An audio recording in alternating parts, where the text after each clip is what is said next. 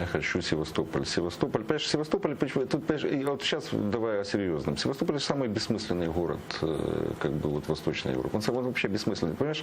Там стоит некий флот. А вспомни историю этого флота. Вот Первая Крымская война, там 1850 какой-то год, да, вот только британский флот зашел в Черное море, они его утопили сразу, ну, чтобы не сражаться, понимаешь? Это там деревянный флот турков, они могли там на рейде, понимаешь, пожигать, там, ну, карательная операция. А с британцами нет. Заходят немцы, Первая мировая, они его топят, понимаешь? Да, история заходят немцы, Вторая мировая, они его топят, понимаешь, как бы.